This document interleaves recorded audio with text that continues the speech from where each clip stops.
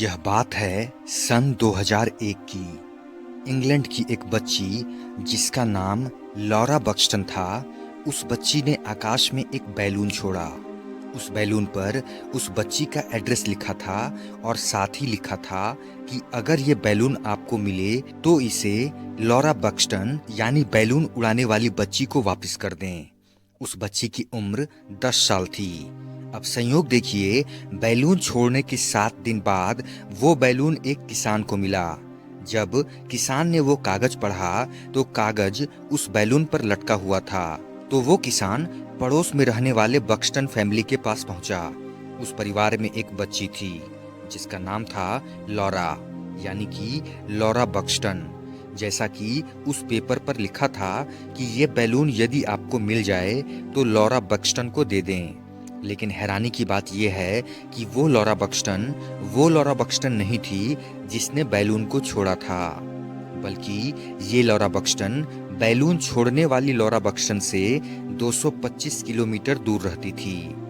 यानी कि वो बैलून अपने उड़ाने वाली जगह से 225 किलोमीटर दूर जा गिरा था। यानी वो बैलून 7 दिन में उड़कर एक लॉरा बक्सटन नाम की लड़की के पास ही चला जाता है। बात यहीं खत्म नहीं हो जाती। जब यह बात उस बक्सटन फैमिली को पता चलती है तो पूरा परिवार कागज पर लिखे एड्रेस पर पहुंचता है। जब वो दूसरी फैमिली बैलून उड़ाने वाली बच्ची से मिलती है तो हैरान कर देने वाली बातें सामने आती है। दोनों लॉरा बक्सटन आपस में मिलती हैं। इन दोनों में बहुत सी बातें सेम थी। पहली बात, दोनों बच्चियां एक ही उम्र की थी। दूसरी बात, दोनों बच्चियां अपने बाप की इकलौती बेटियां थी। साथ ही दोनों की हाइट बिल्कुल सेम थी। दोनों के बालों का कलर और हेयर स्टाइल भी सेम था। दोनों की आंखों का कलर भी एक ही था। जब वो दोनों बच्चियां आपस में मिली तो उन दोनों बच्चियों ने पिंक शर्ट और जीन्स पहनी हुई थी। मतलब पहली मुलाकात में भी दोनों के कपड़े बिल्कुल सेम थे। दोनों के पास जो कुत्ते थे उनकी उम्र भी सेम थी, यानी कि 3 साल। इससे आप जान सकते हैं कि ये संयोग कितना बड़ा था, क्योंकि जो बैलून होता है वो हवा के साथ चलता है। हवा उसको जहां लेकर जाएगी, बैलून वहीं जाएगा।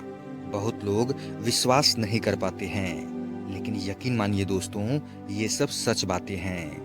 वीडियो के अंत तक जरूर बने रहें। आज की वीडियो में आप ऐसे ही रहस्यमय और अद्भुत घटनाओं के बारे में जानेंगे। नंबर 2, 81 साल पहले बंगाल, मौजूदा बांग्लादेश, भारत का पश्चिम बंगाल, बिहार और उड़ीसा ने अकाल का वो भयानक दौर देखा था जिसमें करीब 30 लाख लोगों ने भूख से तड़पकर अपनी जान दे दी थी।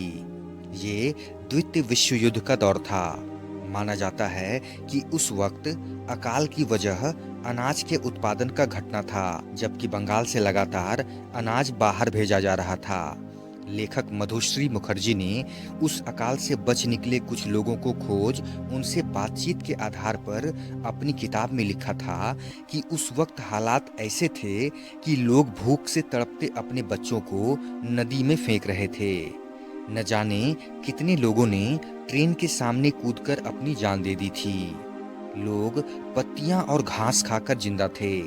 लोगों में सरकार की नीतियों के खिलाफ प्रदर्शन करने का भी दम नहीं बचा था। इस अकाल से वही लोग बचे जो रोजगार की तलाश में कलकत्ता चले आए थे, या वे महिलाएं जिन्होंने परिवार को पालने के लिए मजबूरी में वेश्यावृत्ति शुरू कर दी थी। ये सिर्फ कोई प्राकृतिक त्रासदी नहीं, बल्कि मानव निर्मित भी थी। ये सच है कि जनवरी 1943 में आए तूफान ने बंगाल में चावल की फसल को नुकसान पहुंचाया था, लेकिन इसके बावजूद अनाज का उत्पादन घटा नहीं था। इस विषय पर लिखने वाले ऑस्ट्रेलियाई वैज्ञानिक और सोशल एक्टिविस्ट डॉक्टर गिडोन पोल्या का मानना है कि बंगाल का अकाल मानव निर्मित होलोकॉस्ट था। इसके पीछे अंग्रेज सरकार की नीतियां जिम्मेदार थी। इस साल बंगाल में अनाज की पैदावार बहुत अच्छी हुई थी, लेकिन अंग्रेजों ने मुनाफे के लिए भारी मात्रा में अनाज ब्रिटेन भेजना शुरू कर दिया और इसी के चलते बंगाल में अनाज की कमी हुई। वहीं जाने माने अर्थशास्त्री अमर्त्य सेन का भी मानना है कि 1943 में अनाज के उत्पादन में कोई खास कमी नहीं आई थी, बल्कि 1941 की तुलना में उत्पादन पहले से ज्यादा था। इसके लिए ब्रिटेन के तत्कालीन प्रधानमंत्री विंस्टन चर्चिल को सबसे जिम्मेदार बताया जाता है। उन्होंने स्थिति से वाकिफ होने के बाद भी अमेरिका और कनाडा के इमरजेंसी फूड सप्लाई के प्रस्ताव को ठुकरा दिया था। इन्होंने प्रभावित राज्यों की मदद की पेशकश की थी। जानकारों का कहना है कि चर्चिल अगर चाहते तो इस त्रासदी को रोका जा सकता था। वहीं बर्मा, मौजूदा म्यांमार पर जापान के आक्रमण को भी इसकी वजह माना जाता है। कहा जाता है कि जापान के हमले के चलते बर्मा से भारत में चावल की सप्लाई बंद हो गई थी।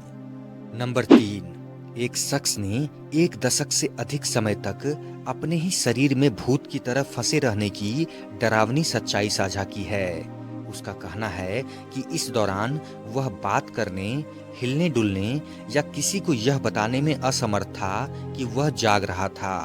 लेकिन 10 साल बाद उनका इलाज हो सका और फिर व्हील चेयर पर होने के बावजूद उन्होंने खुद को सामान्य जीवन जीने लायक बना लिया। दक्षिण अफ्रीका के जोहान्सबर्ग के 47 वर्षीय मार्टिन पिस्टोरियस जब 12 वर्ष के थे तब गले में खराश के साथ स्कूल से घर आए। उनकी हालत तेजी से खराब हो गई। जांच में पता चला कि उन्हें क्रिप्टोकोकल मेनिंजाइटिस और मस्तिष्क के तपेदिक हैं। उनका शरीर कमजोर हो गया और उन्हें बोलने और अपनी गतिविधियों को नियंत्रित करने की क्षमता खो दी, जिससे वो गूंगे हो गए और व्हीलचेयर से बंध गए। उनके माता-पिता को बताया गया कि उन्हें एक अज्ञात बीमारी है, जिसके कारण उनकी मानसिक स्थिति एक बच्चे जैसी हो गई है और उनका जीवन 2 साल से भी कम बचा है।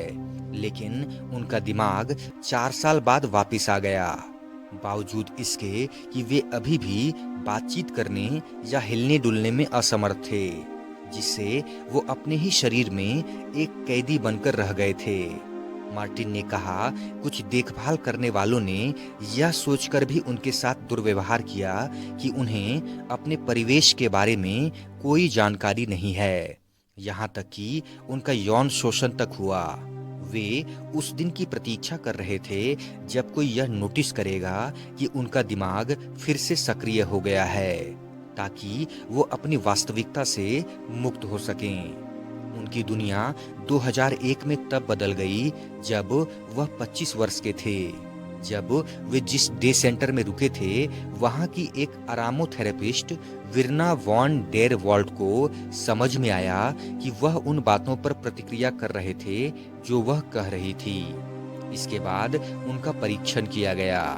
1 साल के भीतर उन्होंने संवाद करने के लिए कंप्यूटर प्रोग्राम का उपयोग करना शुरू कर दिया और उनके शरीर में फिर से ताकत आनी शुरू हो गई।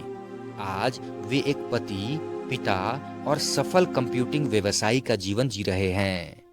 नंबर 4, इंसान कई बार अपने शौक को ही प्रोफेशन बना लेता है। वहीं एक युवती ने ऐसा ही काम चुना जिसे कर वो अब मजेदार कमाई कर रही है। यह युवती पहले कॉफी शॉप में काम करती थी। उसने ये काम छोड़कर कुत्तों को घुमाने का काम शुरू किया। इस दौरान युवती ने अपने शौक को ही अपना प्रोफेशन बना लिया। युवती कई लोगों के कुत्तों को टहलाती है। लड़की का नाम ग्रेस बटरी है, जिसकी उम्र 28 साल है। ग्रेस बटरी रिश्ता कॉफी कैफे में काम करती थी, जिससे उसकी आमदनी भी काफी कम होती थी।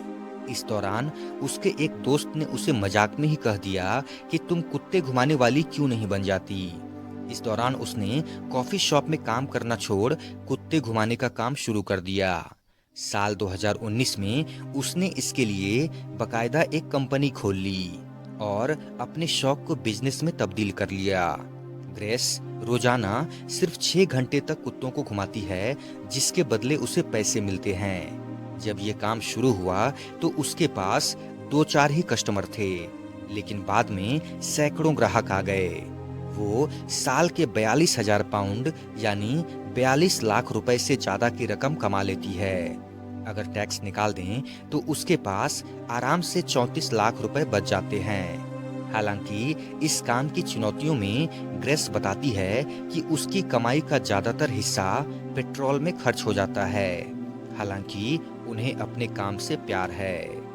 वीडियो अच्छी लगी हो तो लाइक करें, कमेंट करें, शेयर करें और सब्सक्राइब का बटन दबाकर बेल आइकन को प्रेस करके ऑल का ऑप्शन जरूर सेलेक्ट कर दें, जिससे आगे आने वाली वीडियोस आपको समय पर मिल सके।